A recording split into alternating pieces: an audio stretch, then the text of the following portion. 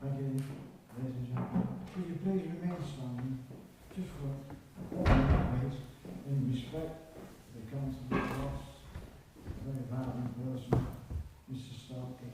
Could you have me stand, please?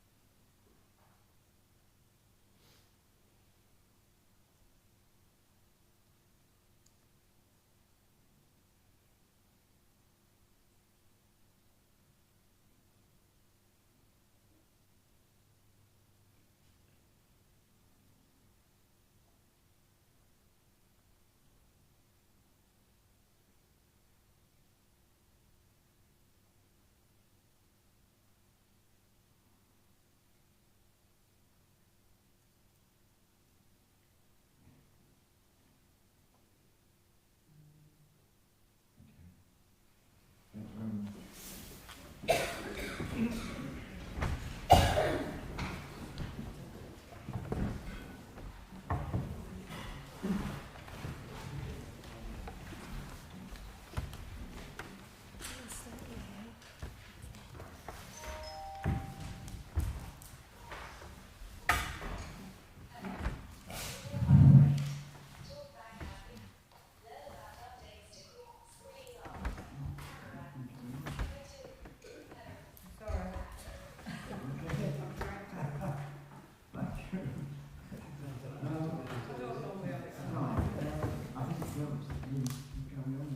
Could we have any apologies, please?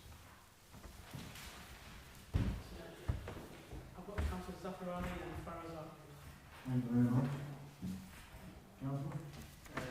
Mr Mayor, apologies from Councillors David Galea, Kieran McLadry, Sarah Corbyn-Price, David Corbyn-Price, and Councillor David Aldrin. Thank you very much. Any more? Okay. Right, thank you. Declaration of interest. Has anybody got a declaration of interest, please? No? Okay, right. Thank you very much.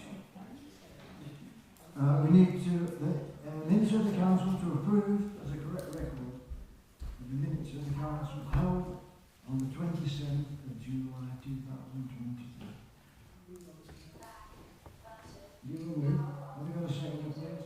Mr Mayor, I'll second them unless Councillor Carroll's phone is doing it for him. Thank you. Okay. Right, now from Lisa. Thank you, Councillor. Right, just one item that relates to the code of conduct. We all assigned to the code of conduct when we became councillors. I think we need to just have a quick reflection on the code of conduct. I was very disappointed last week at an event where the code of conduct was blatantly disregarded. I got an apology and I accepted the apology, but I think while we're out there doing our work, we need to just make sure that we follow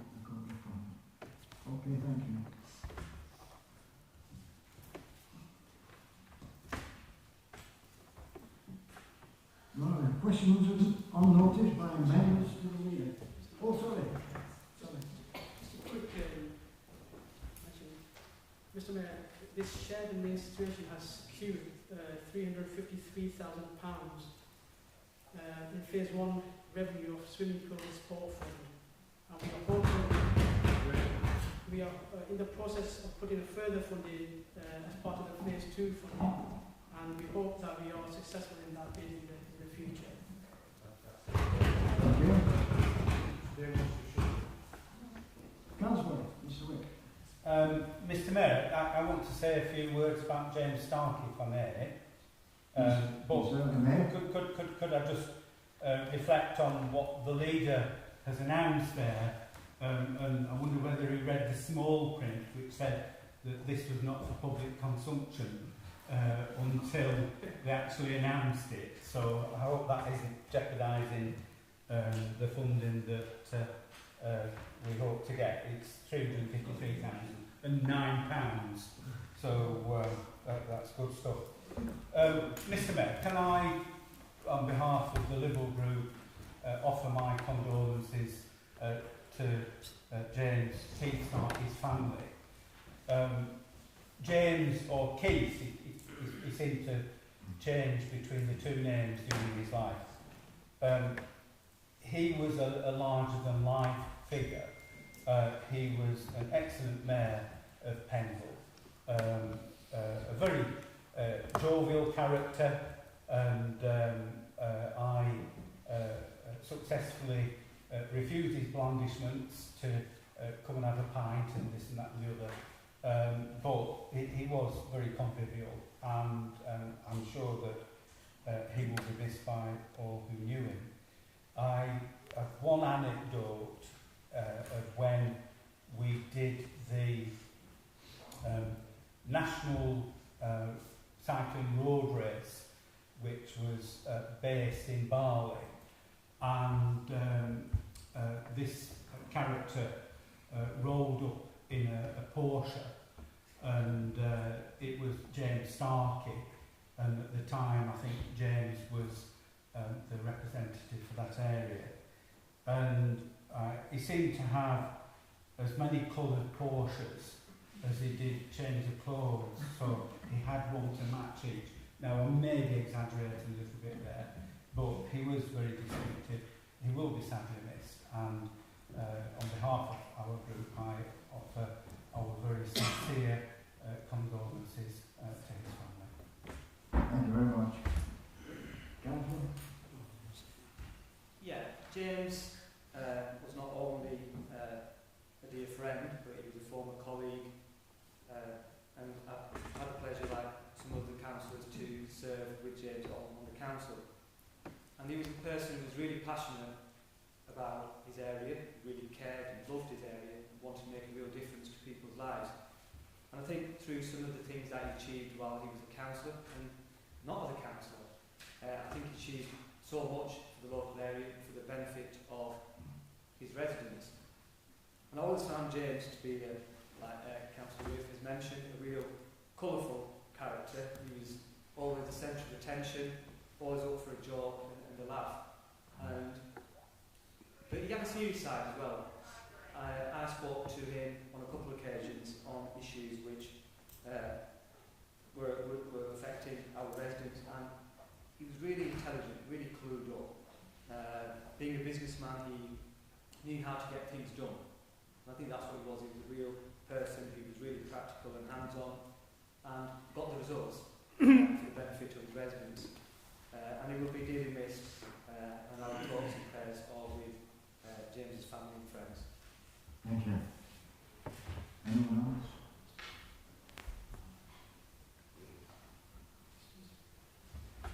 Thank you, Mr. Mayor. Yeah, our condolences go to James's family, and obviously the Conservative Party. He was a very true gentleman. He was very hard-working, always happy, smiling when he met you. I attended his funeral with the Conservative group last Friday, and the number of people that were there, I think, reflected how popular he was in the area, and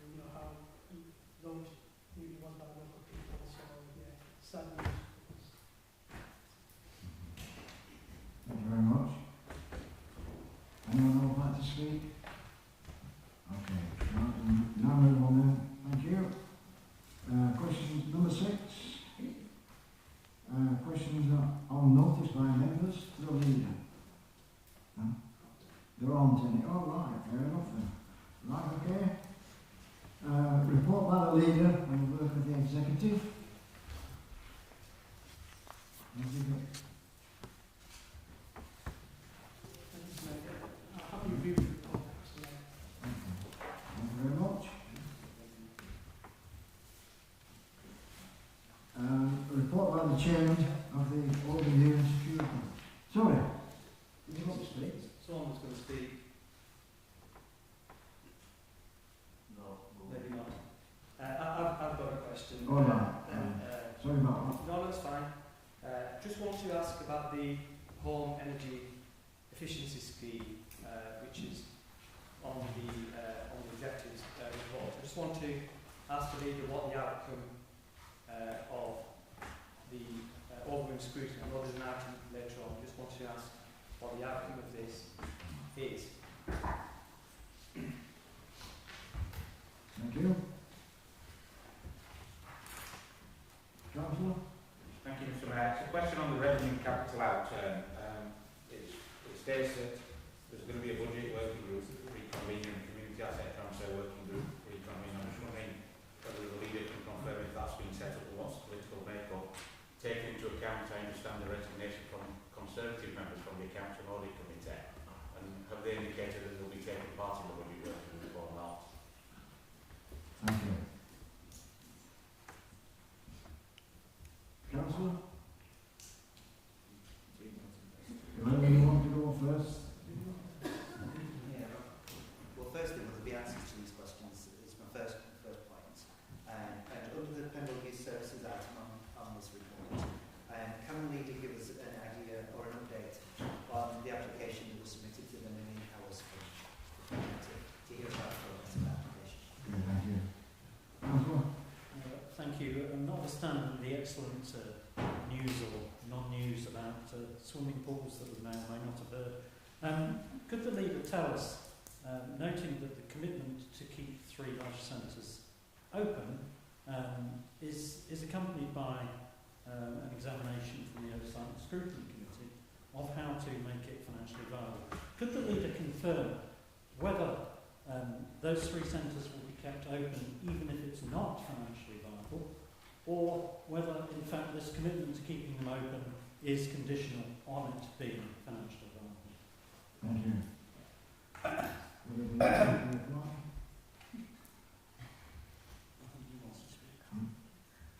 Sorry. Councillor? Thank you, Mr. Mayor. Could I just ask the leader if he heard Councillor Sutcliffe, because I certainly didn't. And then can I ask in terms of the budget working group, the leader will agree with me, I think, that we had a meeting. Unfortunately, none of the Conservative councillors were in attendance, and given that my aspiration, my aim, is to get councillors working together to solve the very, very difficult financial circumstances that we're in. I was very disappointed there was no attendance. I don't know whether it was the time of day, the particular day, or whether there had been a conscious decision not to send representatives. But through the officers, will the leader agree with me that I asked if we could check that the timing of the meeting was appropriate for Conservative colleagues to come along, because I do think it is crucial. In terms of the Leisure Services Review, where the Conservative administration had set a brief for the consultants working on that to have just 2 centres at the as a recommendation at the end. Does the leader agree with me that it is very positive that the current administration has set out our ambition to keep accessible centres open in all 3 townships, in all 3 areas of Pendle. Mr Mayor, I hope the leader will agree with me that the decisions of the executive in asking overview scrutiny to look at this were on the basis of looking to maximise income through looking at the mix of facilities that are available in all 3 centres, reducing costs through energy efficiency measures and other efforts that might be made to cut costs. And Mr Mayor, does the leader agree with me that in asking overview and scrutiny to lead on this work, we hope that the whole of the council will be involved in planning the range of facilities and opportunities that there are in each of those 3 accessible centres in the future, and we look forward to the full participation of the Conservative group in trying to get to a point where we have an affordable offering that is open to people from across the borough to access those facilities in their townships, in their neighbourhoods. Thank you. Anybody? Would you like to reply to that? Thank you, Mr Mayor. First of all, in relation to, actually, if I can say that I totally agree with what Councillor Vickers just said. In relation to the home energy efficiency, yeah, that outcome from what we were doing is still pending. I think that is going back to ONS. So when we have further information, we can pass that to members. I think Councillor Vickers answered the youth services question. Again, about the budget working group that has already met. We had the first meeting, but also no representation of the Conservatives. In relation to Councillor Stowe's question about the lay centres, I think the Tories, if you remember, there was a report last year that they commissioned. Obviously that was ready for Christmas last year. They held it back until after for this administration to kind of look into and report.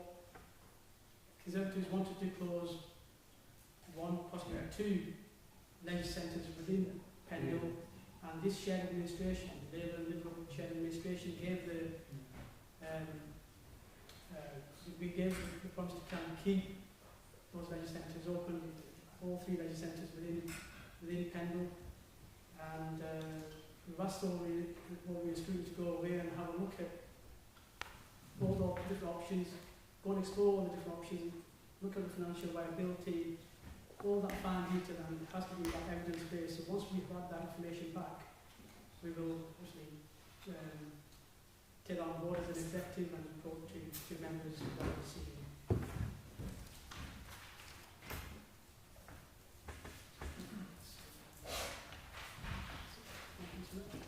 Thank you. Councillor? Welcome back. Did you reply? I do. I want to ask a supplementary question. Chairman, a point of clarification. Once the leader has finished his report, you're not allowed to come back on questions, is my understanding. Can I make a request then, please, for future meetings? If we ask questions, could they be dealt with individually rather than collectively, please? Thank you. Then we can have a proper discussion. Okay, thank you. Right, has that been noted? Okay. Right. Move along now.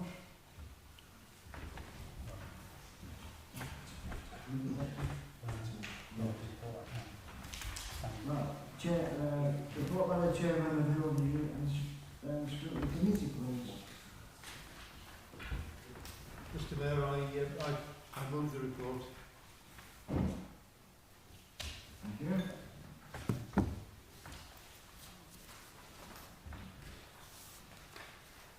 Councillor?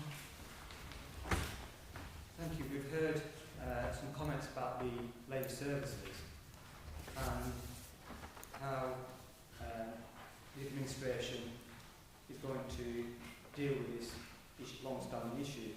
For the very first meeting, where we've heard so much about the Overview and Scrutiny Committee, the meeting wasn't even quorate.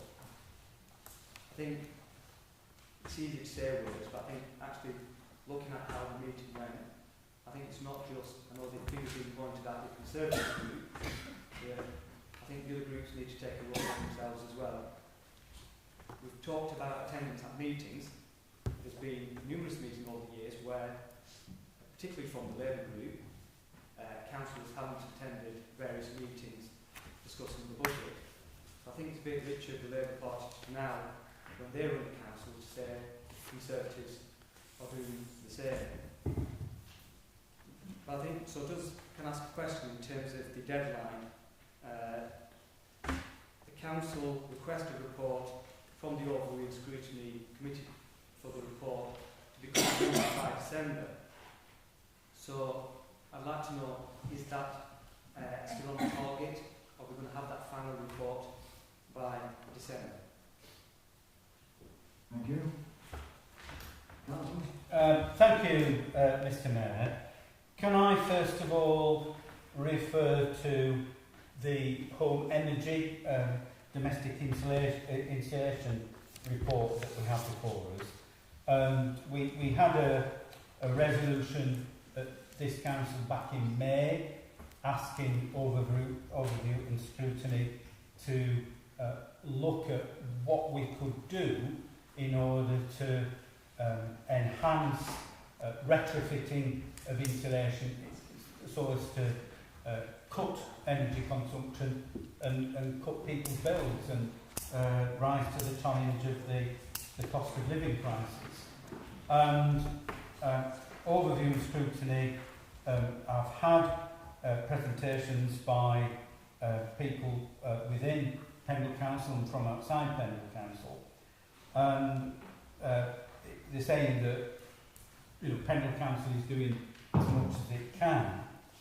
However, I understand, Mr Mayor, that there were various suggestions for actions that were made at the Overview and Scrutiny meeting, such as fire and rescue picking up home energy checks as part of the visits that they make as a matter of course for fire safety checks, and it was Councillor Strickland who proposed that. And further, that Pendle Council be proactive in promoting the availability of the grants that are currently available, and that we have much greater impact in terms of take-up of the grants that are available. And beyond that, Mr Mayor, I would certainly like Pendle Council to be pressing government to make more funding available. I understand that this much lauded county deal that is apparently going to be announced next week, or it might be announced already, I don't know, includes the princely sum of £2 million for cosy homes in Lancashire. Now, I mean, £2 million is a lot of money. Great if we've got £2 million, but that's £2 million for the whole of Lancashire. You could probably invest £2 billion just in Pendle alone in order to address the retrofitting of efficient, effective home energy insulation in people's homes. So 2 million is a drop in the ocean, and quite frankly is insulting. So I think Overview and Scrutiny should be saying, well, hang on, government can do far more than is currently available. And it needs to do so on a massive scale in order to meet carbon zero and those CO2 savings that are needed as well. So, Mr Mayor, my question to Councillor Church, the Chairman of Overview and Scrutiny, is will ONS be receiving an update on the actions that came out of the review that they carried out.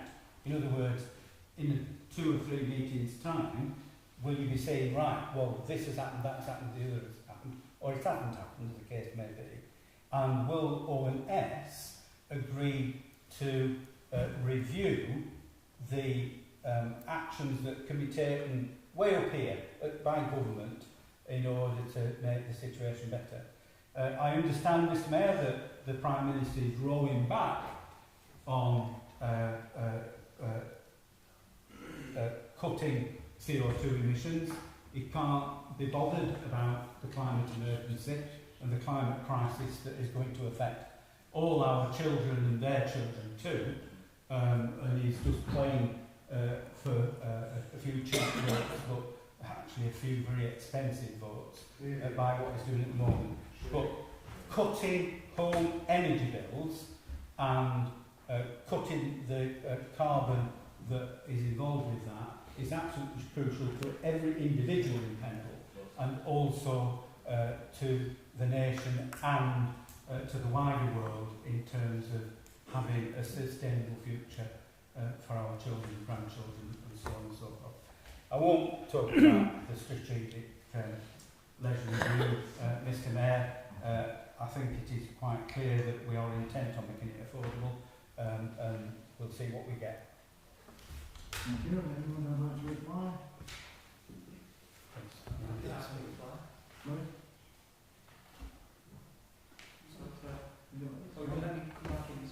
No. He invited me, that's why I'm asking. But I'll just ask, is anybody else would like to reply? Councillor? Thank you, Mr Mayor. Just in reply, I agree with everything Councillor Whip says. We are to be reported on any update that they have. We have not set a timescale on that, but we will of course report to the council as soon as there are any developments there. I must also add the timing of this was or far too soon for us to have any kind of comment on the PM's disbandment of the Home Energy Efficiency Task Force. We would have had a great deal to say about it had it happened in time, but unfortunately not. So there's little more we can say about that except what we've said here in this chamber. Thank you. Right. Item 9. The membership of the Overview and Security Committee. Waive it? Can I give Councillor Yasser Iqbal's name for the main group? Thank you. Councillor? Mr Mayor, before we start putting people's names forward, I think we do need to pass a resolution if we're going to increase the number. So I'm happy to do that, and I would like to add a further part to the resolution which would permit substitutes at the Overview and Scrutiny Committee. So in other words, if there are members that can't attend, they could be substituted. Mr Mayor, I understand there was a meeting which wasn't quorate, where there was a Labour member present and a Liberal member present, but no Conservatives. If just one Conservative had attended, it would have been quorate. Now, my understanding is that one was a special meeting, it was one of the regular meetings, so I'm not sure what happened there, and I don't know whether there is a pattern emerging. Excuse me, Mr Mayor. I can't see any members from Vivery Bridge ward here tonight, and the ranks of the Conservative councillors seem to be very much depleted. So we didn't have any attendance at the budget meeting. And I just pose the question, are there issues with the Conservative councillors that we need to be aware of? We adjust accordingly. So I move, Mr Mayor, that we do increase the number, and I would further move that we allow substitutes. Thank you. Have we a second for this? Councillor? Yeah, I find it absolutely laughable with some of the comments and conspiracy theories that are coming out in terms of what's happening with the Conservative councils. We've had meetings in the past where there have been numerous Labour and Lib Dem councils. We've never actually said, where are these councils? What, you never had that full, always full attendance, of course. So I think, I find it absolutely laughable how the coalition can't get a Overview and Scrutiny Committee to be quorate. They're running the council. They should have made sure there's enough members from their own groups, from the coalition, to make sure the meeting's quorate. Should we have to rely on the Conservative council to make sure the meeting's quorate? Nevertheless, I think the Overview and Scrutiny Committee should be non-political. It should be independent. I think if we're going to give real... Mr Mayor, I'm trying to speak, and the council speak in your own. So you talked about the code of conduct, Mr Mayor. Could you please ask councillors to not speak well to someone who is on the feet? Thank you. So in terms of the independence and credibility of the Scrutiny Committee, I think if we really want this committee to succeed, which we should all aim for that to happen, I think we need to make sure that that committee is making its own decisions and not being dictated to by the executive and certain councillors. We've heard a couple of questions which sent alarm bells ringing this evening, where Councillor Strickland said, yeah, I agree with everything Councillor Whip says, and we heard another comment about Councillor Whip mentioned about how he would want the Overview and Scrutiny Committee to come and say this and that. I think that's for the Overview and Scrutiny Committee to decide what they want to look at, what they want to say, rather than being told what to do. Just touching on the point about substitutes, I disagree that substitutes should be allowed, because the Overview and Scrutiny Committee will be looking at certain aspects of council, and well, it should be really what the council operates rather than external bodies, but nevertheless that's up to the coalition to decide whatever they want to look at in terms of the Overview and Scrutiny Committee. But really the focus primarily should be on council, the issues which the council is directly involved in and which we are responsible for. So I think to have substitutes on issues which are very specialised and looking into detail, to have a substitute turn up to maybe, because there might be several meetings on a particular topic, and the councillor, for example, it could be me, turn up to one of the meetings when I've not heard what's been looked at before, what's been considered, all the facts and issues.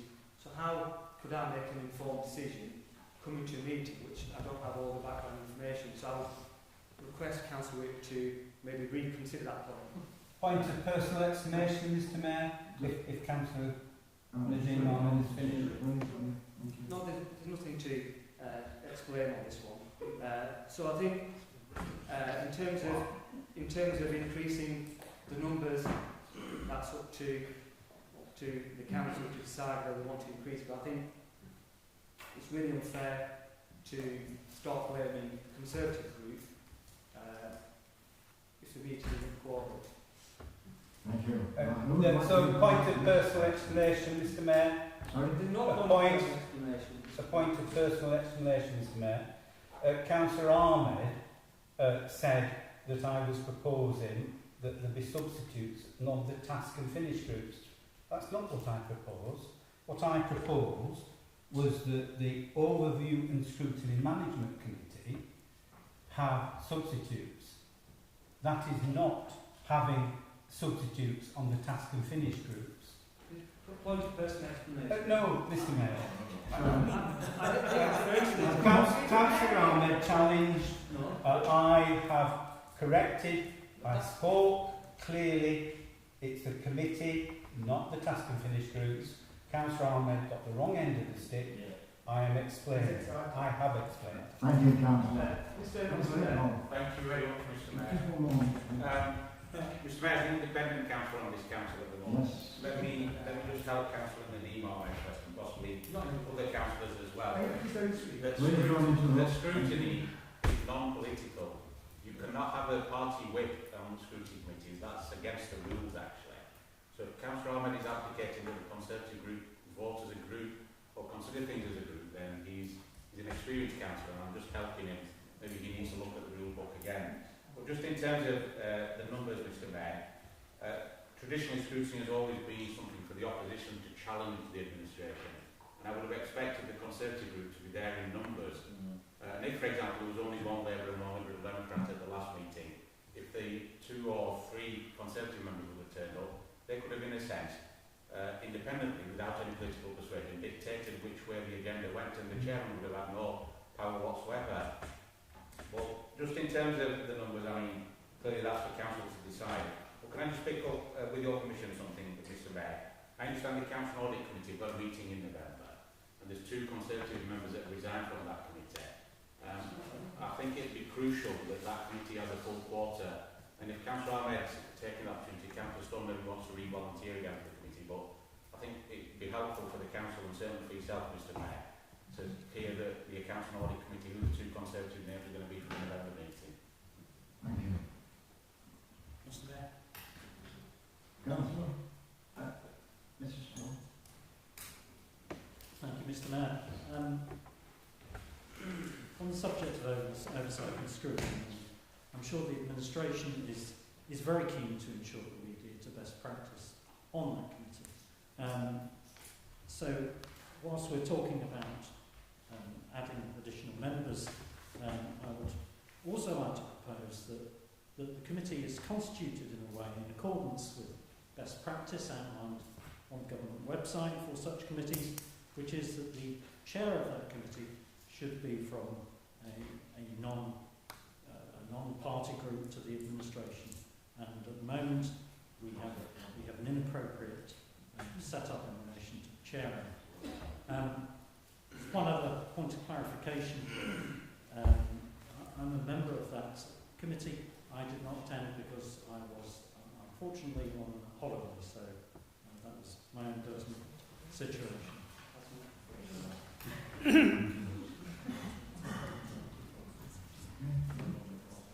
Okay. Councillor? Councillor? Thank you, Mr. Mayor. I would like to second Councillor Stone's proposal regarding the chair of the My understanding is only full annual council that can appoint chair, not a normal council meeting. Okay. No. Is this all right?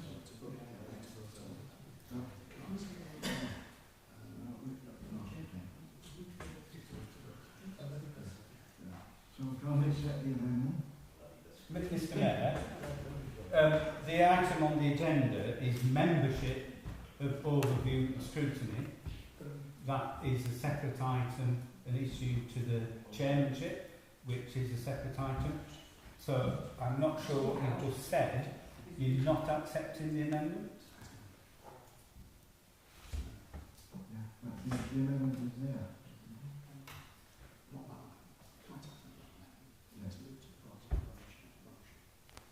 Right, so we move on to the second amendment then. Is that? Oh, the original one then, okay? So, do we vote? I am Yes. We have someone to move this, someone to second it. Mr. Mayor, I've moved it. You move it, have you seconded, please? You're seconding. Right, okay. So go to the vote. So go to the vote then. All those in favour?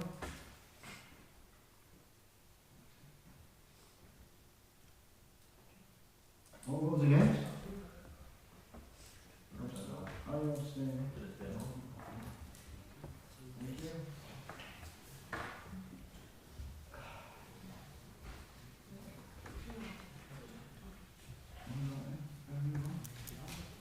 That is carried.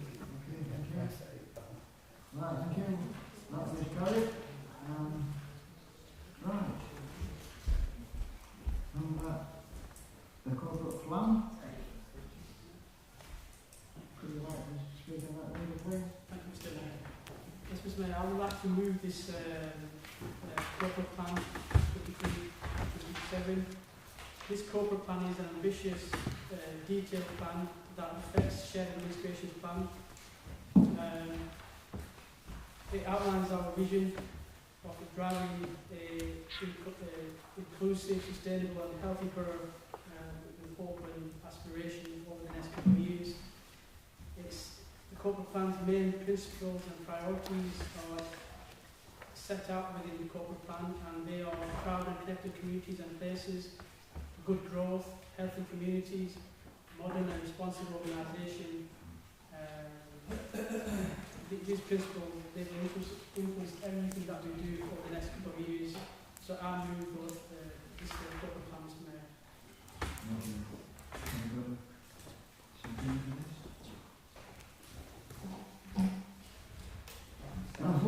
I'd be delighted to second the leader. I'm also delighted that the coalition is taking forward our corporate plan, which we worked hard on for the previous 2 years and accepted everything that was within the corporate plan. So absolutely thrilled to see this on the agenda. Delighted. And I think what's important with the corporate plan, and I think what's absolutely crucial with the corporate plan is, I know there's certain councillors who don't like corporate plans, but I think they are crucial because it sets a clear strategic objective and ambitions for the Pendle Council. And any large organisation you will see plans which give a direction and steer to the organisation, and I think that's absolutely crucial. I think what's also important is that the corporate plan is not something, a document that then just goes on the shelf and it's there. I think it's reviewed and looked at regularly, and everything that we do on a daily basis should be based on the corporate plan, and I'm sure going forward that's what we should be looking for. Thank you. Thank you. Well, Mr. Mayor, I'm going to move an amendment. I'm going to move that we once again refer this back. Well, Mr. Mayor, I noted earlier on that Councillor Ahmed was saying, "Oh, don't interrupt people." I apologise. Yeah. But I despair, and Councillor Ahmed has quite clearly referred to the fact that, you know, I think that these documents are full of corporate speak, and you know, they're not quite as punchy as you might wish to have them. And I could pick out one phrase which encapsulates that rather the vacuous sentiments that pervade this document. And it's on page 8, and it's about proud and connected communities and places. And the first bullet point says, and I quote, "Bring together partners to scope delivery in Pendle to improve outcomes for people in relation to health and worklessness." Now, I just pose the question, what does that mean? It's a meaningless phrase. There's a lot in here that is motherhood and apple pie.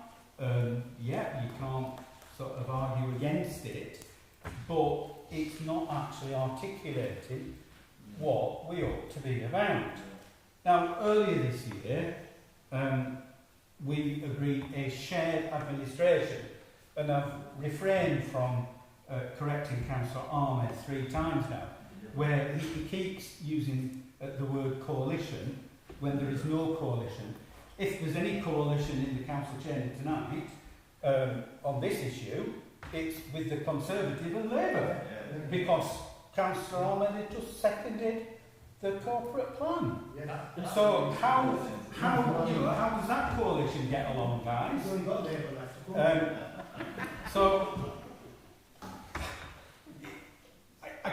my main gripe with this, Mr. Mayor, is that the very first priority that we put in the agreement to have a shared administration, and I quote, was to prioritise closing Pendle Council's budget gap following the 2 years of the Conservatives' inaction. And then the second one was to, quote, achieve real budget savings to plug Pendle's financial black hole. So those are the top two priorities in the agreement between ourselves and Labour in order to have a workable shared administration. And I looked through this document, and it takes me a long time to look through these documents because I throw up my arms in horror far too often and think, oh, for goodness sake. But I looked through assiduously, and I can't find those key objectives enshrined within this corporate plan. I can find plenty of verbiage, I can find plenty of motherhood and apple pie, but I can't find the key thing which this council needs to do. Now, Birmingham City Council, the biggest local authority in Europe, has effectively gone bust. Section 114. Pendle, this administration, has inherited a position where the Conservatives raided the reserves to the tune of £1.2 million in this last financial year. By far the highest level of any of the Lancashire councils. And I think, 50% above the next highest.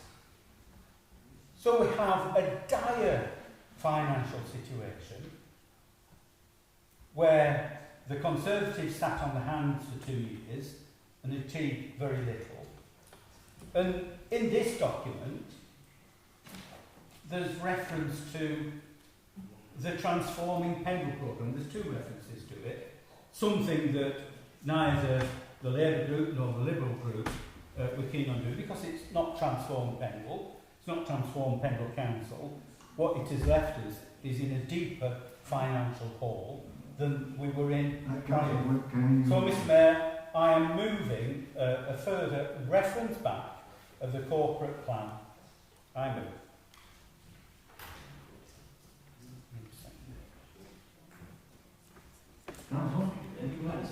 Thank you, Mr. Mayor. Mr. Mayor, point of order. Mr. Mayor, point of order. Councillor, standing orders require that councillors only speak once to a motion. He can speak to an amendment, but it hasn't yet been seconded. Okay. You need a second now, don't you, please? Could we have a second? Mr. Mayor, I second that then. Thank you very much. Okay.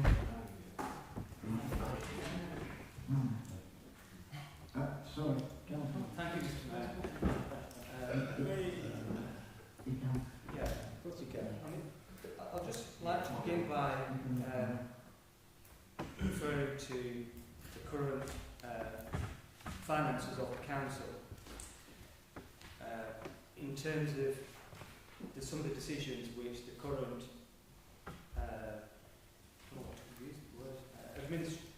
shared administration have taken. One of these examples was at the last executive meeting where a decision was taken to raid the reserve by 170,000. There's been other decisions and actions by the shared administration which has cost the council a large vast of money, and we're talking here about an issue which has been blamed on the previous administration. If you recall, Mr. Mayor, at the budget meeting we did have the numbers to pass our budget through. The figures in the budget that was passed was the Labour and Lib Dem budget. It was their figures, and it was their reserves. The reserves actually that they rated were far higher than what was being proposed in the initial proposals. So I think it's quite easy to blame others. Nevertheless, I think if we're going to keep continuously talking about the previous administration, I want to hear what this administration is going to do about the budget, not what's happened previously. If we start the blame game, one could say Councillor Wick has been on this council longer than any other councillor. He's been the deputy leader of this council for previously. He's been the main finance man of this council for more years than any other councillor. I think that would be unfair if someone said, well, Councillor Wick is to blame. I think that would be totally unfair. I think we all have a collective responsibility. If we're not careful, we'll be going down the same road as Birmingham, Slough and various other councils. And what I've seen so far from this administration, particularly the Labour Party, I have to say, is total irresponsible decision making in terms of the finances. There's been, I know councillors may be laughing, but there was a clear recommendation at the executive, which shouldn't have been there anyway, because they don't have the power to make it. That's now going to come to the December meeting. So that was brought to the meeting, but the intention is clear by the Labour Party as to how they're going to deal with the finances and how seriously they don't take the finances and the serious problems that they have. The recommendation is clear from our finance officer that we shouldn't be spending money because, and Councillor Wick asked a legitimate question at the executive and asked directly to the Labour Party, so you've spent this money, where are you going to find that extra 171,000? And there was no answer. So I think if we're really serious about moving forward in terms of the corporate plan, and I have to say I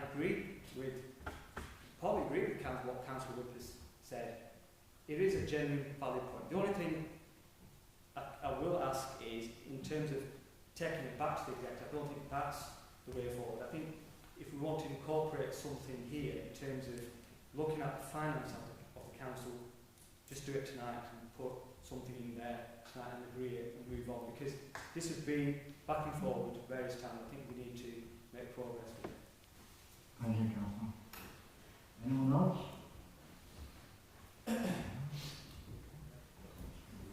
Mr. Mayor, am I permitted to reply to the debate on the amendment? Yeah. Mr. Culshaw is nodding. Yeah, you can. First of all, Councillor Ahmed's last comment, put something in tonight. Well, I have the benefit of the corporate plan in front of me. Could I just ask a straw poll of how many councillors have got the corporate plan in front of them? Because it wasn't included in the paperwork for the meeting. So unless you've looked it up online, you won't have seen it. So how on earth can you actually make a decision on something that you don't know anything about? So that would be my first point. Councillor Ahmed went on at length about lots of things other than the corporate plan. But he said there was a decision to raise reserves by £170,000. Completely and utterly incorrect. No decision to raise reserves to the tune of, he went to 171,000 later on when he spoke. No such decision. No such decision. There was a discussion about £120,000, and that is coming as a decision for the December council meeting, and it will be a council decision, and all councillors will be voting on that, but there is no decision to raise the reserves to £170,000. Councillor Ahmed said the figures that were passed at the budget meeting were the Liberal figures. No, they weren't. They were the figures produced by a three-party consensus sat around the table in the members' room, which I think Councillor Ahmed was at, and we hammered it out between the three parties. We came to an agreement, where we could all vote for something. When we came into the council chamber, Councillor Ahmed said, "Oh no, we're not voting for it." Now, foolishly, what myself and the Labour counterpart should have done is go back through the figures and take out the spending that the Conservatives wanted to include. But I said, no, come on, look, it's gone on enough, let's just carry on. So we actually voted through a budget that had been hammered out between three groups, but at the last minute the Conservatives wouldn't vote for it, and then they pushed through the council tax increase. Yeah. So, pick what you want out of that, but the Conservatives have the doubts all over it, however you look at it. Councillor Ahmed said, we want to hear what the new administration will do. Well, we had a budget working group. There were Labour members there, there were Liberal members there, there were no Conservatives. We were talking about the budget. We were talking about what we're going to do. They weren't there to hear. And then Councillor Ahmed says, well, we should have collective responsibility. Well, collective responsibility means collective participation. And if you're going to resign from the council audit, not turn up at overview and scrutiny, and not attend the budget and scrutiny meeting, well, I don't know where your collective responsibility is going to come from, because collectively there are only two groups and perhaps an independent member who's actually willing to do the work, and the Conservatives are sat there. Can I come back to the corporate plan, Mr Mayor? I don't think it's adequate. I don't think it reflects what our shared administration wants to do, and I don't think it should be agreed tonight. And I don't think we should start trying to amend things which most of the people haven't got in front of them and wouldn't have a clue what we're talking about. So I just think, let's just refer it back, let's try and get some sense, and we'll approve it at the future meeting. I'm hopeful that will be passed. Anyone else? Right, we'll take a vote on this then, please. All those in favour? Of the amendment. On the amendment. All those votes. All those against?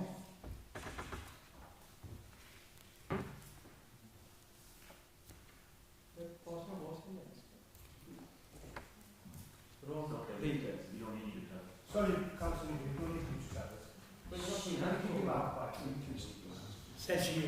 Yeah. Right, okay, shall we start again? All those against?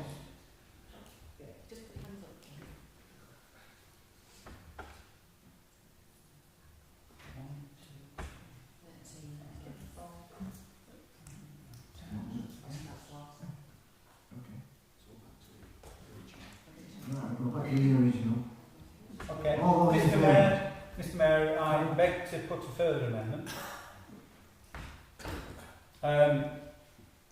Well, you voted down the reference back. We won't be voting for the corporate plan I set out. Councillor Ahmed suggested that we change it tonight. So, are you prepared for a 3-hour session to go this through line by line? Because I am. Mr Mayor, can I start off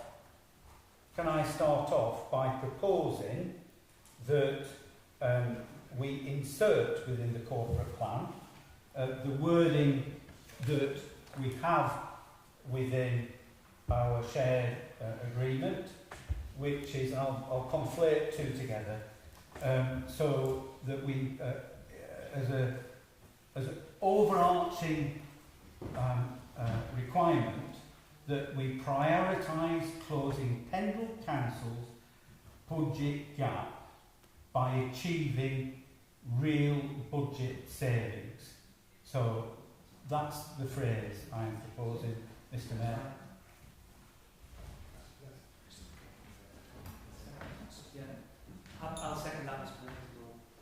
you. Councillor, did you put your hand up? Yes. No, Chair. Oh, okay. Right. So.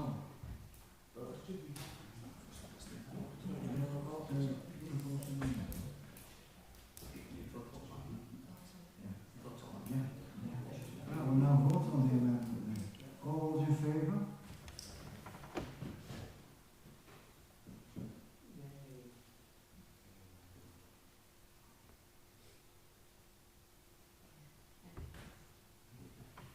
All those against? Carried. Thank you very much.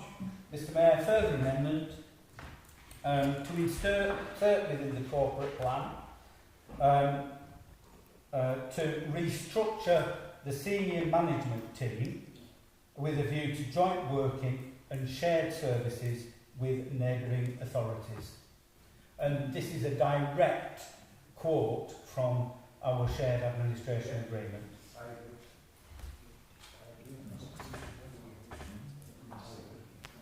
Yeah, we need a second, please. Sorry, you were saying it.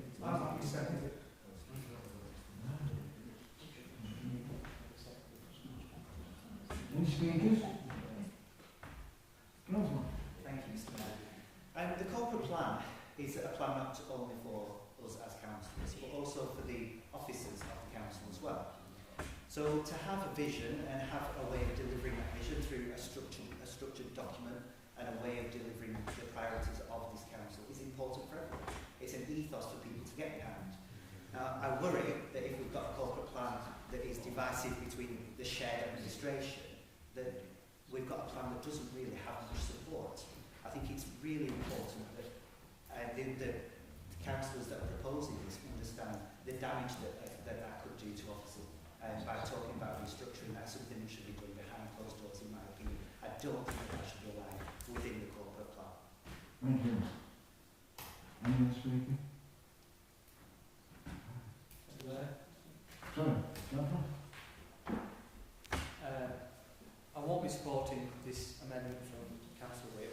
I don't think that should be something that should be incorporated in the corporate plan. I think that is something which needs to be discussed at a different level rather than putting it in a public document at this stage.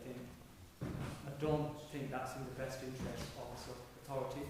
Yes, we have certain services which we share with the local authority. We do that as it is, and we should continue to explore that option. I'm not saying we shouldn't. I don't think it's the type of thing that needs to go within this document. I accept what Councillor Whip says in terms of that's one of the goals of the shared administration. I think there's nothing preventing them from discussing that behind the scenes with officers and the management team. But I think it shouldn't be within this document. Thank you.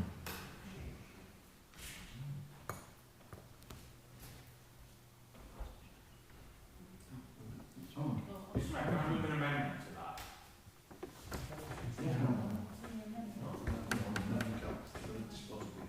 Oh, sorry. Right.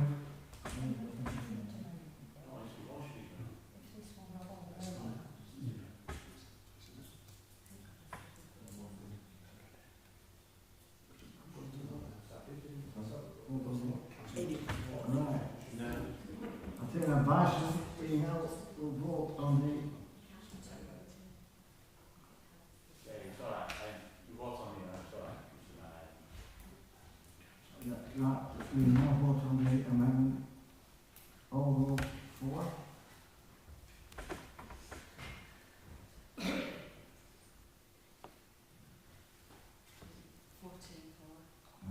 All those against?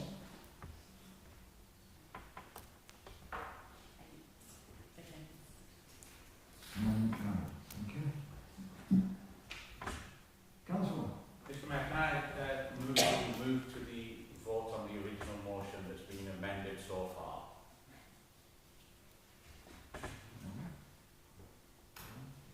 I'm happy to second that. Okay, thank you. Councillor Whip, have you any? My amendment supersedes what Councillor Whip might want thereafter. So if my motion is accepted, we move to the vote on the original motion. With the original motion there.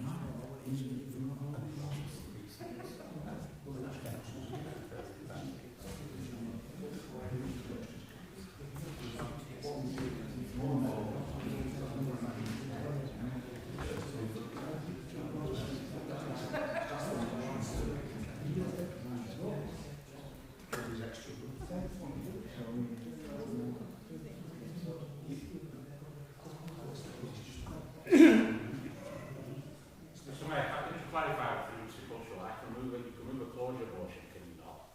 So that stops the debate, and the vote is put, is it not? According to the Constitution. Yes.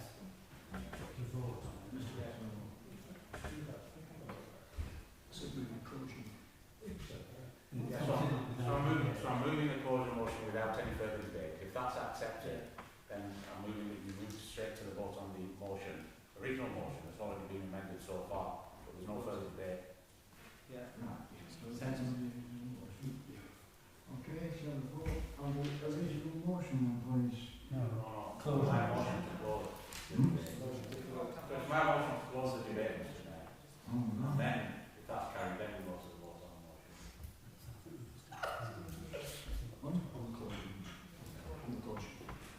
no. On closing, shall we, all vote for?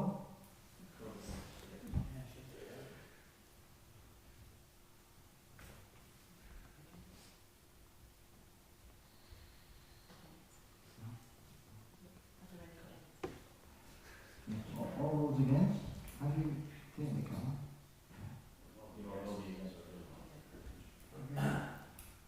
Motion carried.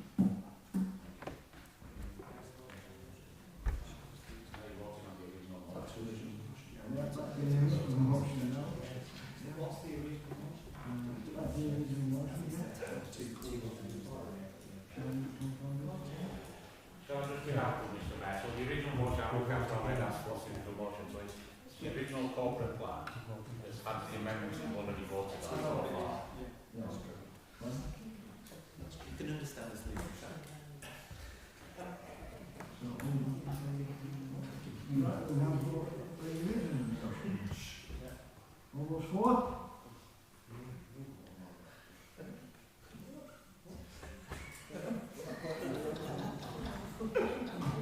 All those against?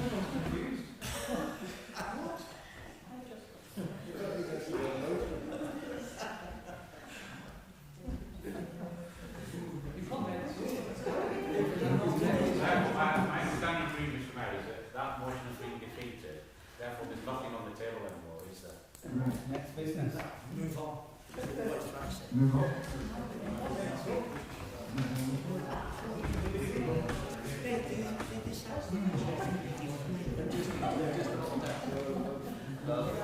Okay, councillors, thank you. Let me go to number 11. The revenue and capital budget. Mr. Mayor, Right, second that. well, either I'm moving it or seconding it, Mr. Mayor. The recommendation is that we do agree to the changes to the capital programme as detailed in the report. Essentially, Mr. Mayor, the main issue is the recognition of the levelling up or part levelling up funded scheme for the renewal or refurbishment of the market hall at Colne, together with the additional money that we'll need to find in order to finance that fully, and that would be through housing funds, either by market sale or through a social housing provider. So can I move that we do that, Mr. Mayor? Could we have a second, please? I'll second that. If I remember from the executive, I think the finance director was saying about supplementary revenue to be added as part of recommendations. So, do we need to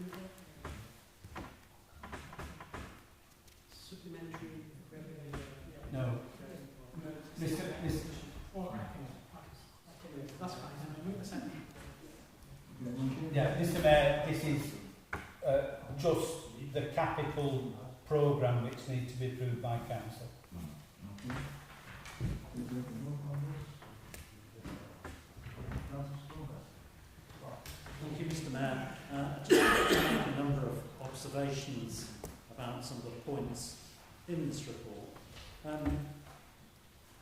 In paragraph 11, refers to one-off costs around the Nelson Town Council election. And it's interesting because the administration, both parties in the administration, claim to be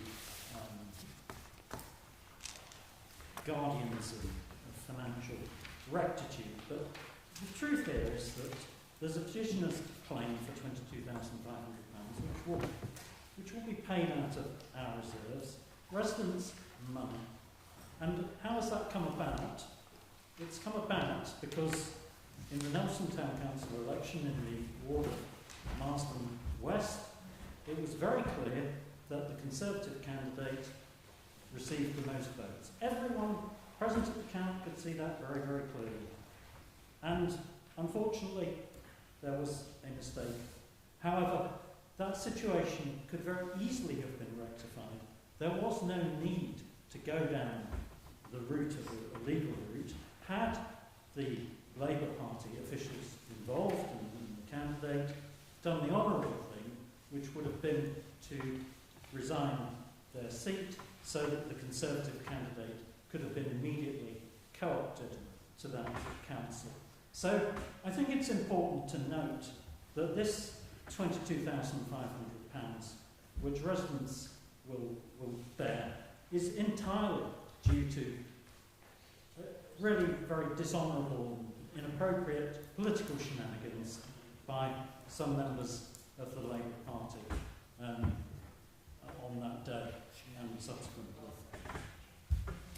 I also want to draw Council's attention to, if I may, to paragraph 17, where it's noted the contribution from reserves, 713,000 for this financial year, plus the agreed increased contribution, 5,600. And particularly, members should note in paragraph 25, it says, indeed in the report, members should be aware that the existing programme is close, if not already beyond the affordability limit for the council, and that any further non-funded schemes in the capital programme, and indeed any other non-funded revenue, will directly come out of council reserves. And I think it's very important for members. The administration talks about their commitment to financial rectitude, but we see particularly evidence in this report that one of the parties of the shared administration does not take any of that seriously at all.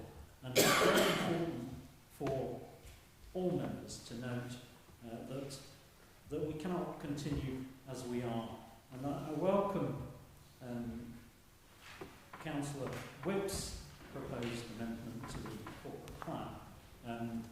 It is to be hoped that we see in future a more appropriately serious attempt from both parties in the administration to appropriately safeguard and spend residents' money, and to ensure that the Pendle Borough Council has a sustainable future. Thank you. Thank you. Anyone else like to speak? Councillor?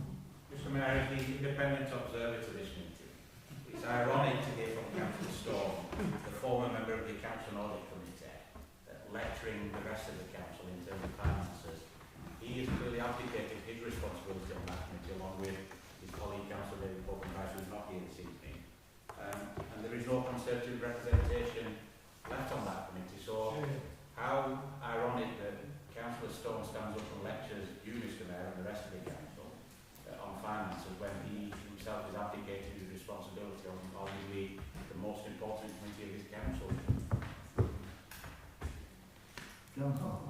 Mr Mayor, can I make a point of clarification? And I'll talk only about my own position. I have received advice from my professional body that under the circumstances of the council, and the fact is that we have raised points consistently about the ongoing financial sustainability of this council. It's a point of clarification as to why I resigned, and you've referred to it several times. So I'm making that point of clarification. I'm resigning because professionally and ethically it is inappropriate to continue to sit on that committee until, and this is an important point, we will rejoin that committee when the shared administration can come up with a coherent plan to return the council to a balanced budget in the medium term. Then we will absolutely return when the shared administration can credibly change their policy and demonstrate that. As I was continuing, Mr Mayor, because I gave way for a point of clarification. Yes, he clear- did. I'm Whatever I hadn't come on, I haven't finished, I gave way to him. Mr Mayor, the issue is that I understand and respect Councillor Stone's professional advice from wherever that may be. I'm not here to challenge him on that. But if the Conservative group are saying that they're walking away from the Council Audit Committee, I think that's a real shame for the people of Pendle, because as an effective opposition I would have expected them to challenge the shared administration of Labour and Liberal Democrats and maybe consulted me as the independent throughout the process, but alas, they're not on that committee anymore. Any other comments? Councillor? Well, if I may respond to the debate, Mr Mayor, there are no other speakers. You may. Thank you. Mr Mayor, I'll pick up the last point first. Councillor Stone says he and Councillor David Coburn-Price will rejoin the Accounts and Audit Committee when the administration can show that we have a balanced budget.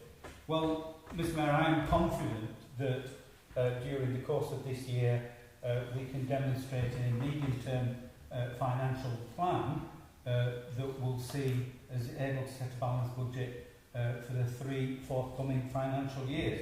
So I think it's a phrase which is like, when did you stop beating your wife, that Councillor Stone has just used, in the sense of we have a balanced budget, we can show in a medium-term financial forecast that we'll be able to be balanced for the 3 forthcoming financial years. So it's not a case that it is unbalanced. But Mr Mayor, could I just point out that the Accounts and Audit Committee, in the circumstances that the Conservatives have forced us into, in insisting that we have an executive, an overview and scrutiny, the Accounts and Audit Committee is an essential part of the checks and balances. And it's a powerful committee, and anybody exercising oversight of the financial matters affecting Pendle Council, that's the committee. So I am rather flabbergasted, gobsmacked, whatever phrase you want to use, the Conservative members have resigned. And given that the terms on which Councillor Stone would rejoin the committee, showing that we've got a balanced budget, have already been met and have never been in question, then they can rejoin tomorrow. In terms of the administration, I remind members that last year's Conservative administration raided the reserves to the tune of £1.2 million, which was some 50% over the budget that had been set. My recollection, and I'll be corrected, is that the planned use of reserves was in the order of about £800,000, so it was 50% overshot. The planned use of reserves this year is £713,000, and I submit that we won't be a million miles away from that when we get to the year end and the outturned, which we won't know until next June, July sort of time. But Councillor Stone started off by saying that £22,500 of expenditure was due to, I quote, political shenanigans by the Labour Party.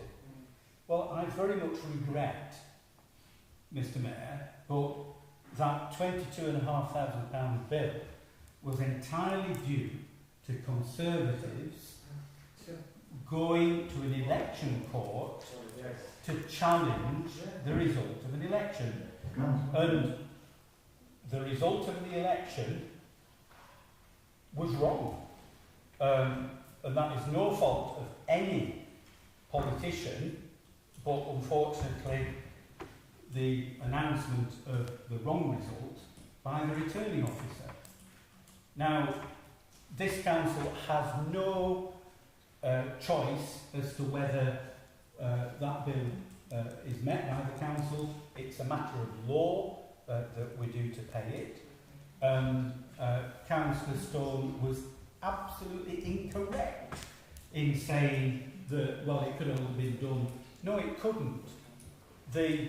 Even if a result is read out wrongly, the result announced by the returning officer is the result. No. And That's not right. Mr Mayor, it's a matter of law, it's a matter of fact.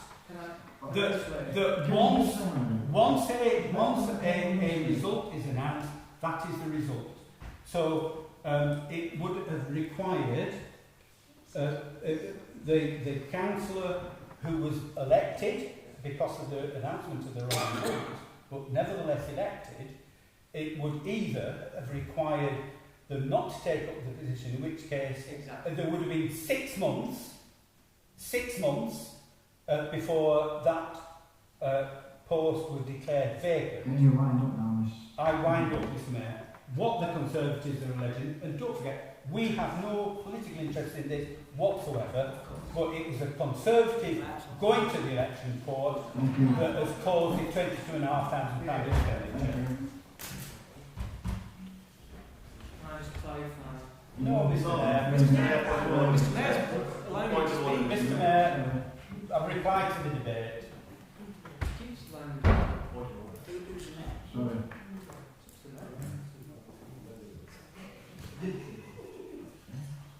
Yeah, we'll have a vote on this, please. All those in favour?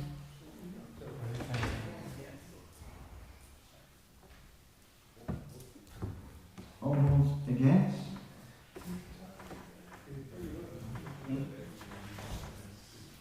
Motion carried. Thank you.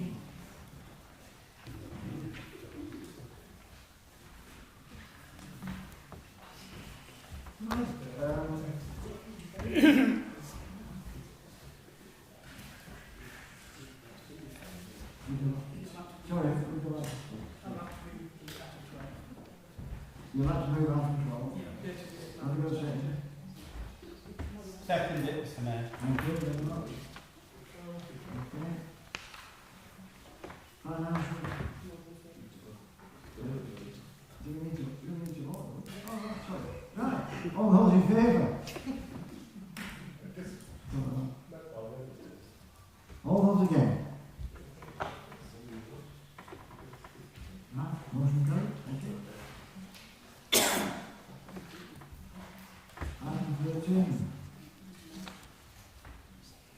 Mr Mayor, can I move this, and in doing so just draw members' attention to paragraph 5 and the contract procedure rules, the changes that we're introducing here, clarifies the process for obtaining an exemption to I can never say procurement, and includes a pro forma for office to complete when making such a request. All exemptions are reported to the Accounts and Audit Committee. Mr Mayor, earlier this year and shortly after taking the position of the executive member with responsibility for the resources, I learned that a contract had been let for a reasonably significant amount of money back in February, and that had not been subject to market testing, hadn't been a tendering exercise, and that consultants had been appointed because somebody suggested, oh, well, they'd be good people to do it. And Mr. Mayor, I was rather aghast when I found that the previous administration had not in any shape or form sought to regularise that decision under the rules that we had prevailing at the time. And it wasn't reported, and it was only subsequent to the event that we found out about it. I raised this at Accounts and Audit at its last meeting. We are now putting into the written rules about what to do under the new circumstances. And I think it's important, Mr. Mayor, that we recognise that that important protection is there. And just reflect, Mr. Mayor, that the flouting of the rules was under the previous administration, the Conservatives, who were saying that the current administration is blasé about things. Mr. Mayor, couldn't be further from the truth. Let's pass this tonight and put those protections in place so that what happened in the previous administration won't be happening again. Thank you.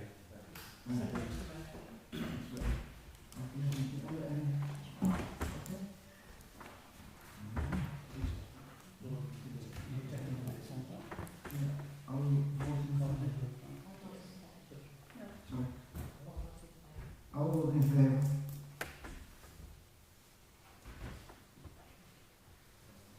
All those against?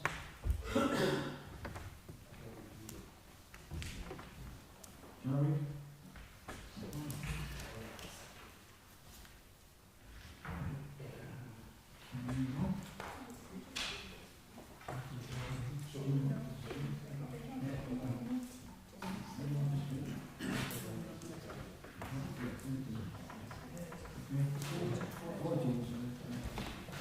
That's the whole neighbourhood plan, because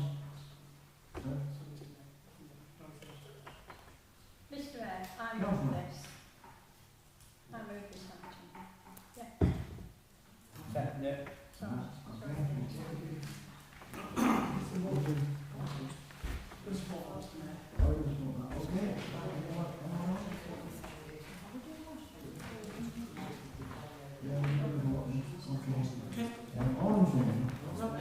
Can I speak? Thank you. Item 15 now. Thank you, Mr. Mayor. The Colne Neighbourhood Plan is one of the various neighbourhood plans in the country. It's up and running. I'd like to thank two groups. One, Sarah Corbin Price, who's the chairman of the neighbourhood plan, and all her team. After years of hard work, we finally got there. I'd also like to thank the people of Colne. 92.1% voted for it. So thank you for the team, and thank you for the people of Colne. Thank you. Thank you, sir. Is there any more? No? Okay, go to the vote. Okay, all those in favour?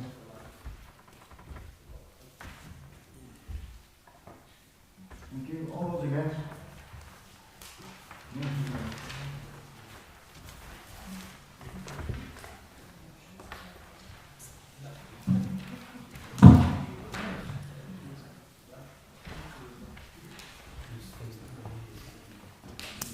We've got now number 15, the GP appointments to be moved by Councillor Lord and Christian. Thank you. Councillor Lord. Thank you, Mr. Mayor. First of all, I have quite a lengthy email from the Clinical Director of Pendle East Primary Care Network. Now, I know I don't have time to read it all, and so I've sectioned some of it off. and he tells me, as we all know, there's a massive problem in our GP surgeries with people not being able to get appointments. Now, there's paragraph after paragraph of why this is now, in particular since the pandemic.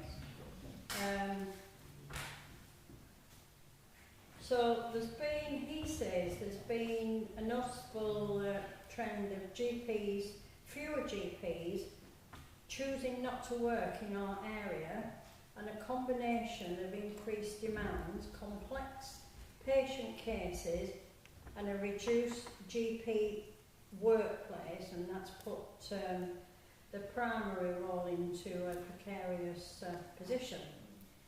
They're having to manage health issues that are overloaded, such as mental health issues, that wasn't really happening like it is now, and with limited funding, and in real terms, funding for primary care has been decreasing. I'm still trying to cut this down. So it's essential to acknowledge that the increased demand for GP services is a significantly contributing factor. He'd also like to highlight recent developments in the NHS contract, which encourages and funds a multidisciplinary team approach to primary care. This approach involves the incorporation of paramedics, physician associates, pharmacists, social prescribers, physiotherapists, mental health practitioners, and wellbeing teams.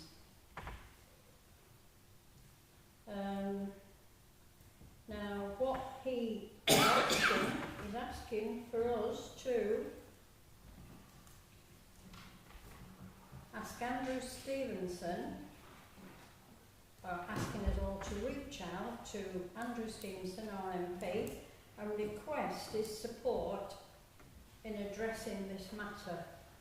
Now, I'm sure we've all had difficulty in getting an appointment. Getting to see anybody face to face is practically non-existent. I've just been told today of somebody with a severely disabled child who's rang 30 times this morning, tried 30 times to get through to the GP, and in the end had to go to urgent care. That's not acceptable in anybody's book. Myself, I've had telephone appointments that haven't been adequate enough, they haven't got the result that I wanted. In fact, they've been a waste of time. This isn't their fault. They do get a lot of stick. The receptionists and the doctors, they get a lot of stick for this. It's not their fault. It's lack of funding. It's lack of funding, and GPs, as he says here, are not wanting to work in surgeries, and particularly in this area, in East Lancs. So the motion is, as set out, and I'll read it out, thank you, for anybody that's watching, that the council notes the increasing problems for Pendle residents trying to get appointments to see their GPs and the impact on people's health. Council resolves that the Secretary of State be requested to take urgent action to fill GP vacancies and cut waiting times, and that Pendle MP Andrew Stevenson be asked to support this request. We're asking that, the GPs are asking that, so let that happen, and let's all support this motion.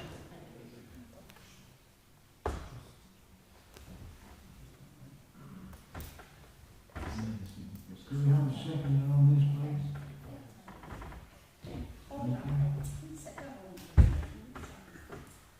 Mr Mayor, in seconding this, I will be brief. I don't have the research information that Councillor Lord has. I'm very grateful to her for telling us of particular examples of people who've suffered this. Because of the by definition, this is a matter where individual cases are confidential. All I can say is, through you, Mr Mayor, to ask everybody in this chamber just to think for a minute that we all probably know of someone who has suffered, someone close to them who has suffered from this. And I think without saying any more, that says it all.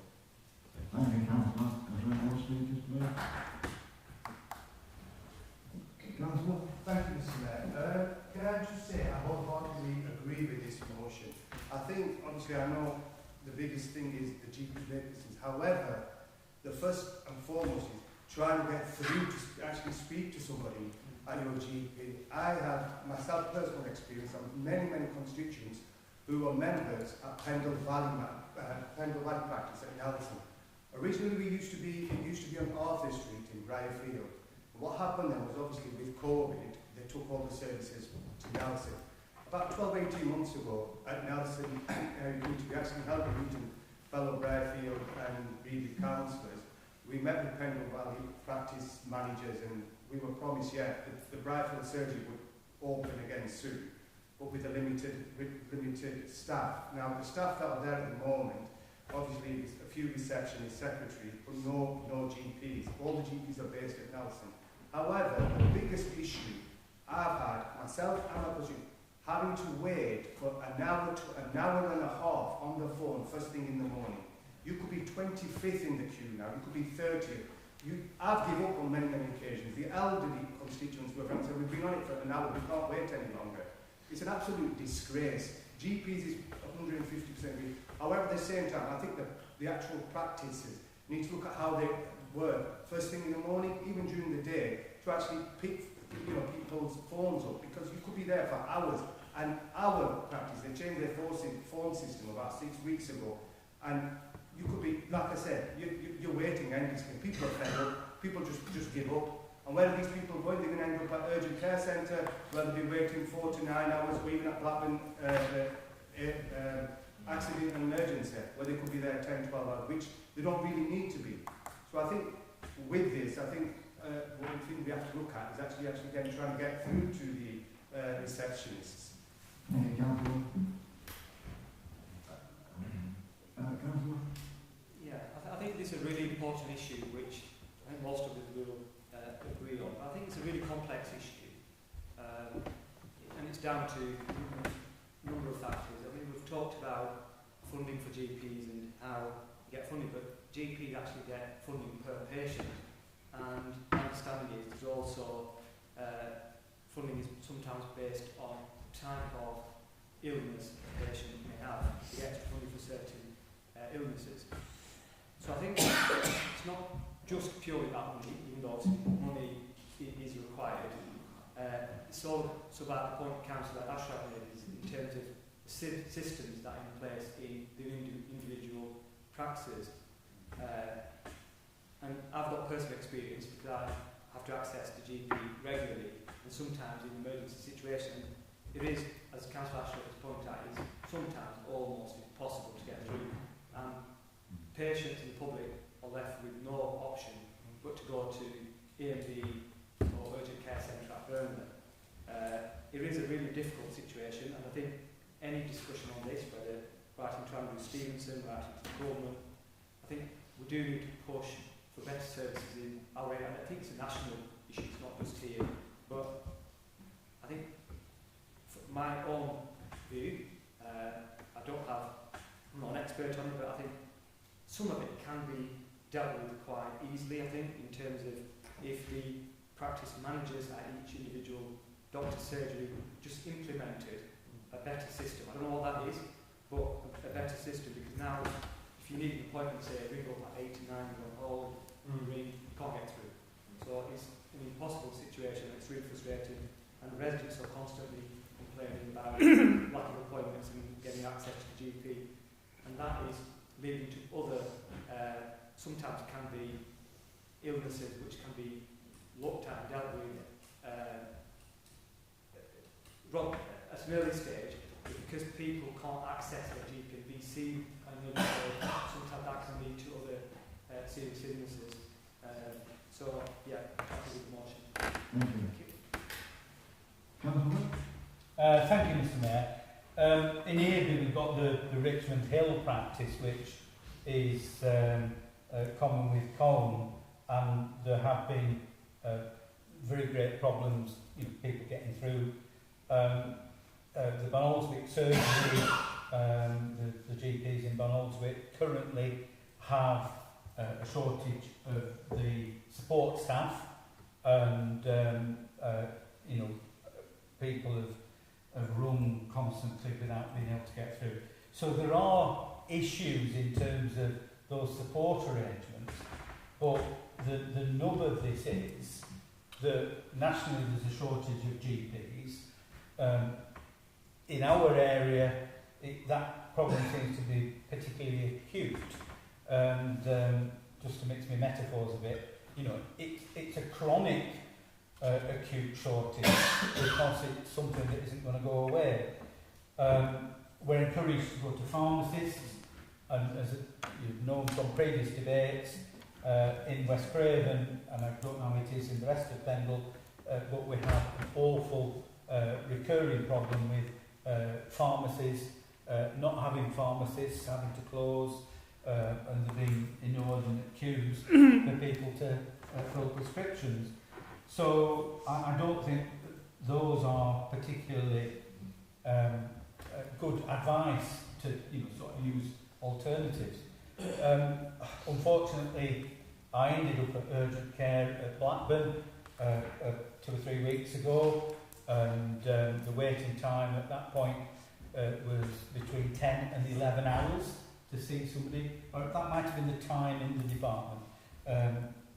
But when I finally did get to see a doctor, and I was taken together with 3 other people through the corridors of accident emergency at Blackburn, and I was just appalled at walking past trolley after trolley after trolley, people being attended to or having a relative stood by, and it was truly awful. So the knock-on effect of the poor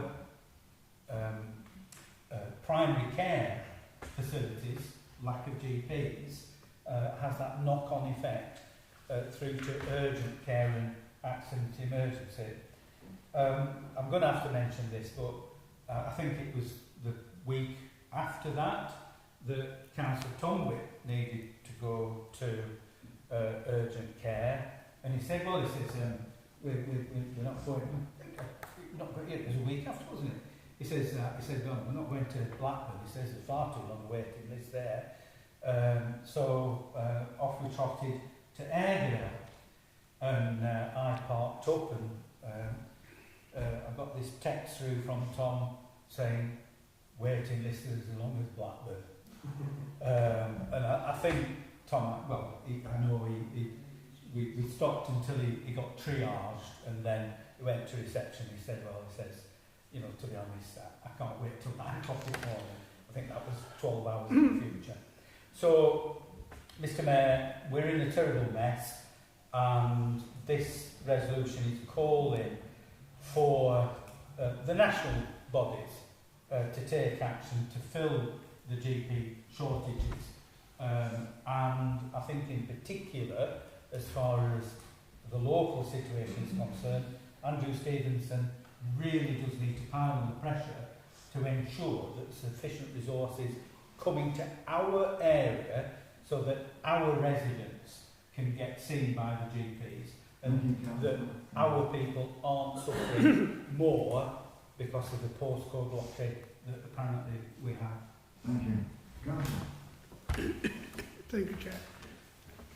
As much as I agree with everything else everyone said, I've realised something else. Over the last 2 months, when the GPs prescribe the medication, I don't know if other colleagues have felt this. You take it to the pharmacy doesn't have the prescription. You have to wait. So sometimes you've got to wait for 2 or 3, 4 hours. 2 or 3, 4 days for the medication to come. So I don't know if just myself or the people who come to myself, but that is a growing trend. And if that's the case, that makes it even worse. I think there was one case where they had to wait 7 days to get the medication, which is absolutely shocking. Now, all these issues are piling up, and obviously they've been going on for the last many years. But I just want colleagues to know this is also happening. It's happened in my area. I don't know if it's happened in Cornwall or other places, but obviously it's spreading, which is obviously I can't see a way forward. So I totally support what you're saying. But obviously we've done this before. We're going to do it again. I'm sure we'll be here in 12 months saying it again. But something needs to be done, and everybody's in the same boat here. Thank you. Any more speakers? Sorry. Thank you, Mr. Mayor. Just be brief. I mean, there is hard work and dedication by general practice teams and doctors and other health professionals in the local area. But patients are finding it frustrating getting appointments and getting in contact with the local practices. And that trend is going downhill and it's getting worse. And the patient satisfaction is also going downhill. That's been reflected with evidence-based. And that has been mainly down to governments. And with all the local financial constraints to frontline services, short-term GPs and other health professionals. And until we don't get that funding of frontline services, nothing's going to change. This will get worse, and I think it will increase the pressure where things will be asked by the private companies. But I think it's pretty much happening in some ways at the moment. But I think it's not a particular point, but I think the Conservatives are trying to push for the private sector to come in and run some of these primary care services. And I don't think that will benefit patients, because again, the Conservatives are going to charge patients who attend GP practices. And I don't think that's feasible.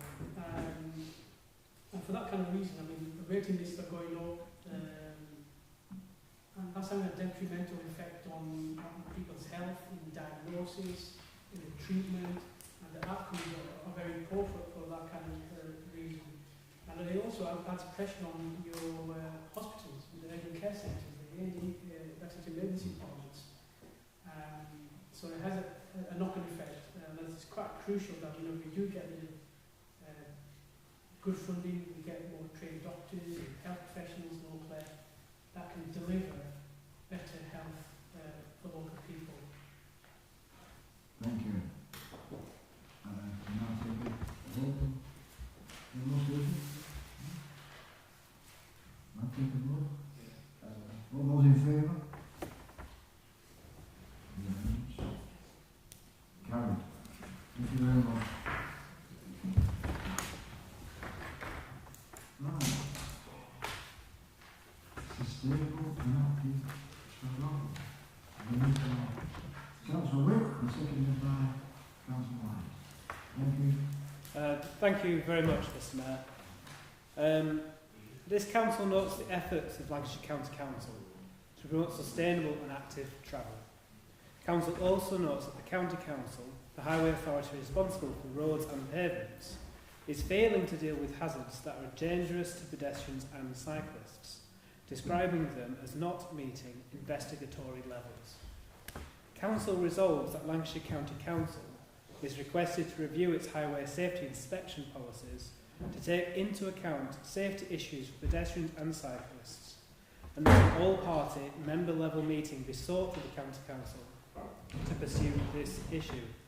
Mr. Mayor, currently at County Council, the intervention level is the same for roads and pavements, which leads to situations on the pavement where a pedestrian could hurt themselves, a cyclist could trap their wheel, which on a main road might not be an issue for a car. And I think that's very unfortunate. There was a situation in Kelbrook where someone very unfortunately did get knocked off their bike because the wheel got stuck in a gap in the road surface, which the County Council called not meeting the investigatory levels. So that defect is still there, and I really hope that no one falls ill to the same trouble there. Mr. Mayor, it's crucial in the coming years to meet our climate goals, that people do switch to active travel where possible, where applicable, where comfortable, and they can't do that if the routes that they would otherwise take are unsafe. So, Mr. Mayor, I move this motion. I think that the County Council should have a separate policy for pavements, cycle routes, and at junctions where there's extra risk for pedestrians and cyclists crossing the road. Pedestrian infrastructure lasts a lot longer than the roads. If you do a repair on the road, it might last until the next winter. If you do a repair on a pavement, it will last the next 10 years. So I think the County Council should take that into consideration when carrying out these investigationary works to see if a defect should be repaired. Thank you. Thank you. Anyone speaking? Sorry. I'd like to second that motion and reiterate Tom, Councillor Witt's comment about separating the work into cyclists, pedestrians and road users, because the three needs are very different. Thank you. Are there any more speakers? Councillor? I rise with some trepidation, Mr. Mayor, just to correct Councillor Tongway, because there is a different intervention level on pavements from roads. The intervention level on carriageways is that a defect has to be 50 millimetres deep and 150 millimetres wide. Councillor Tongway referred to the accident at Kelbrook, where a cyclist went into a seam where two pieces of resurfacing joined, which has deteriorated, and effectively got her wheels stuck in the seam, which then threw her off the bike. And she was hospitalised for the best part of a week as a consequence. Now, I reported that, and the County Council said, well, it's below the investigation level. It's not 150 millimetres wide. Well, to be honest, something that is just 50 millimetres wide, but deep enough to trap a cycle wheel, is lethal. And we've got examples where motorbikes, a defect that they would find lethal, is not considered to be needing intervention. So I rose really to correct Councillor Tomwick. There is something different between pavements and carriageways, but it's the fact that the County Council, they've got £50 million for sustainable active travel across East Lancashire, but they don't attend to the defects, which on a day-to-day basis, bread and butter basis, are actually the ones that are putting people off cycling or using the pavement. So another example I would give, on Skipton Road in Balmoswick, there's a section of pavement that floods in a chronic fashion, and it's where the pavement, the curb has been depressed. And so people walking along it, if it's raining, they get drenched because they're actually stood in a puddle, and the puddle extends into the carriageway. The traffic comes on, and and the county council won't do anything about it. Now, you want to encourage pedestrians, do something about your pavement so that they're fit for folk to walk on. Another example where for years we've been trying to get the county council to fill in a section. It's an old entranceway which is redundant, it's been walled off, and there's curbs at either side, and disabled people can't navigate it, and then somebody's parking in this gap which is effectively the pavement, and then pedestrians got to walk around it. And the county council in all these three examples won't do anything about it. They say, oh no, it's not a problem, it doesn't meet investigatory levels. It's rubbish. So let's try and get it changed. Thank you. Any more speakers? Okay, we'll go for the vote. All in favour?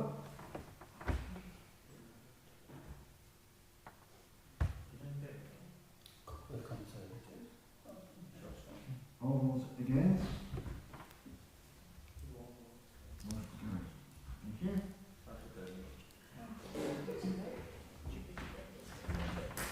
Right, the members' champion for disabled people, please. Moved by Councillor Whip and Councillor Strickland. Mr Mayor, earlier this year we appointed member champions for different sections of society, and we didn't have a member champion for disabled people. And Councillor Dorothy Lord has been nattering me, she's probably been nattering other people, to say we should really have some disabled person champion. So my motion reads simply that the council appoints a member champion for disabled people.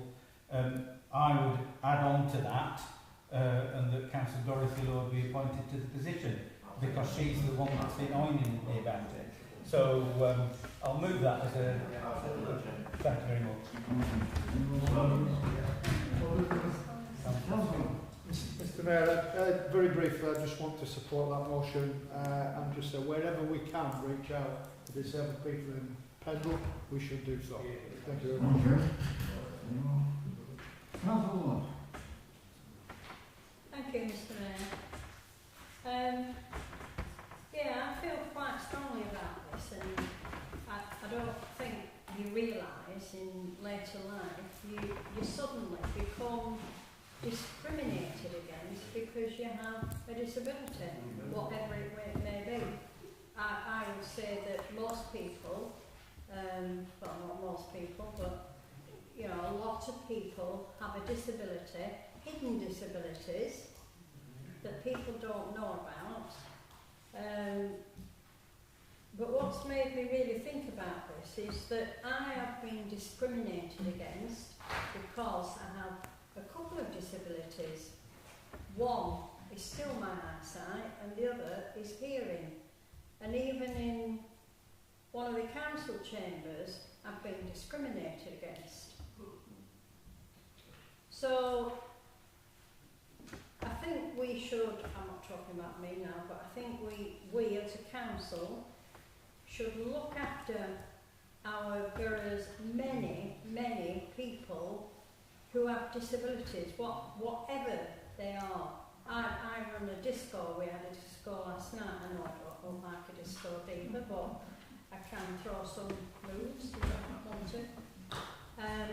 And that's for adults with learning and physical disabilities. And what we're doing, and you've attended, Mr Mayor, and you've got up on the dance floor and thrown yourself about a bit. But what we aim to do is to protect those people in that building, which is Town Hall, enable them to have a night out, like most people would. We have a bar as well, disco, karaoke, and they're safe.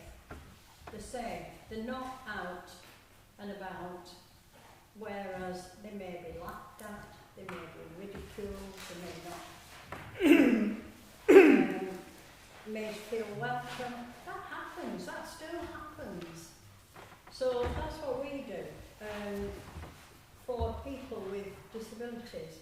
We've got to look at our businesses and shops and what have you, and pubs and that, and make sure that they've got the correct access for wheelchairs and people with other disabilities.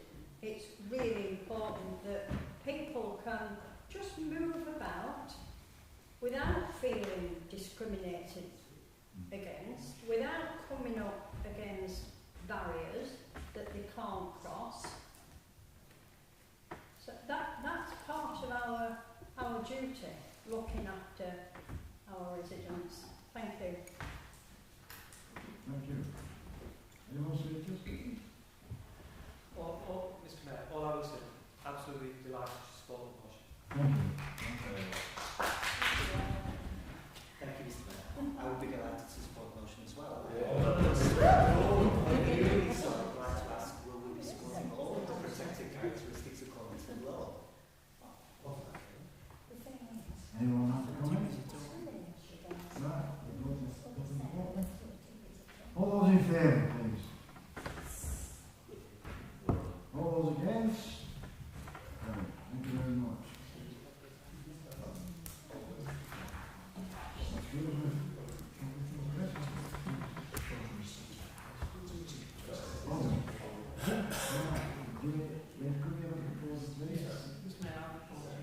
Thank you. And the second. Thank you. All those in favour? All those Mr Mayor? we are now voting on it. Yes, I think we've just taken the vote, Mr Mayor. Sorry? I thought we'd just taken the vote. We've just taken the vote. I think it's important, Mr Mayor, there may not be any members of the public here. No. Watching online. But the people watching online, you need to explain what we're doing. Right, okay.